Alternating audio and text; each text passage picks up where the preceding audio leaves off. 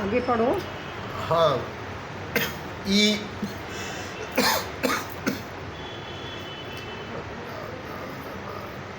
P,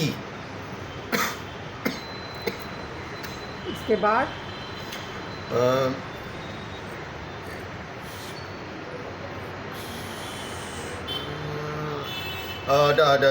W,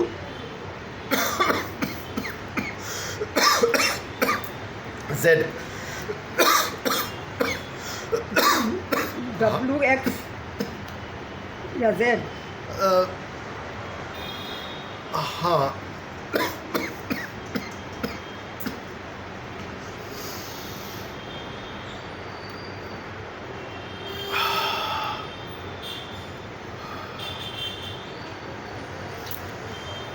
अरे WX नहीं बाबा, only ZX।